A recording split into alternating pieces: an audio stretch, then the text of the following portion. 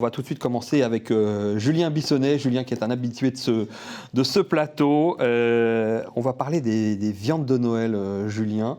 Qu'est-ce qu'on choisit à quelques jours du réveillon? On va aller dans les meilleures boucheries et on va choisir, si on n'est pas allé à la chasse, on va choisir son morceau de viande et son gibier. Eh ben, l'avantage du gibier, c'est qu'on peut le cuisiner vraiment de multiples manières et que ce soit du petit ou du gros gibier, tout peut s'accommoder pour les fêtes. On peut rajouter le foie gras qui va donner ce côté festif. On peut jouer sur les cuissons avec des viandes rôties, des viandes snackées, des cuissons basse température. On peut vraiment jouer avec tout pour les périodes et ces fêtes de fin d'année. Alors, tu nous as ramené un petit rable de lapin, Exactement. là, pour nous expliquer un petit peu comment il faut le cuisiner. Alors là, non, on est devant un filet de cerf ou de biche. Le filet de cerf va forcément être un peu plus gros vu son poids que le filet de biche. Et là, on peut le cuisiner, moi je le conseille de deux manières. Donc soit on va le faire en rôti. Donc rôti, on va le cuire en fonction de la circonférence, environ 25 à 30 minutes. Moi j'aime bien des cuissons qui sont bleus, saignants. Et en fait, on va finir la cuisson gentiment dans du papier d'aluminium une fois qu'on va le sortir du four. Est-ce qu'on le fait dorer d'abord dans une cocotte ? Pas forcément. Pas forcément. On peut laisser gentiment au four, préchauffer 220 degrés pour le saisir au début, et après on va descendre sur 180 degrés. Est-ce qu'il faut prendre sa petite température au milieu de la cuisson, sa petite sonde et tout ça? Moi j'ai acheté ça, je m'en sers jamais. Hein. Je ne suis pas un adepte de la sonde, moi je préfère au milieu de la cuisson, juste une légère incision, vérifier de mes yeux, et en général...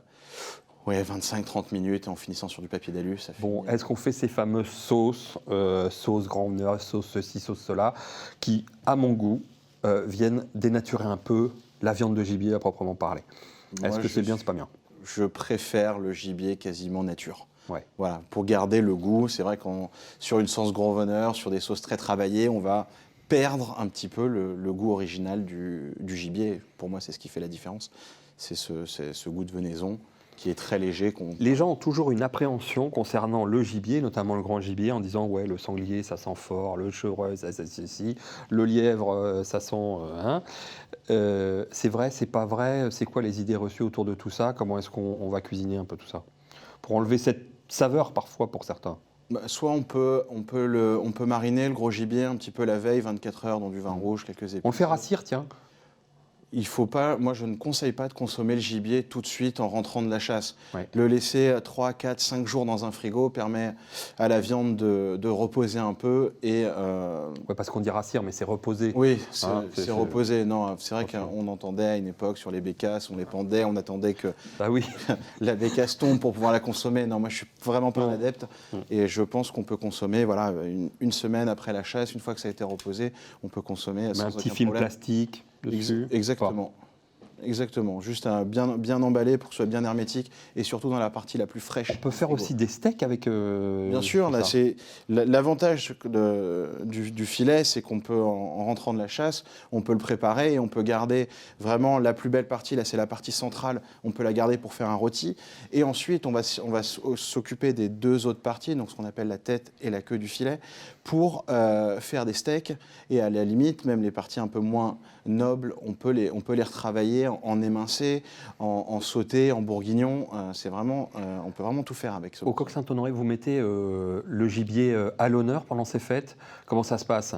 On a toujours mis le gibier à l'honneur parce que voilà, étant chasseur, étant famille de chasseurs et puis aimant les traditions et puis de respecter les saisonnalités. C'est vrai que voilà, on va mettre le gibier en avant parce que c'est une viande qui est très bonne pour la consommation, pour le bienfait. C'est la viande la moins calorique qui existe et c'est surtout la plus naturelle. C'est tout un tas de qualités nutritionnelles. On va y revenir au travers de tout ça. Je voudrais qu'on ait une émission un peu, chacun partage un peu les idées. On parlait de goût assez fort, Julien. Finalement, on en revient toujours à cette idée que le gibier a un goût assez fort.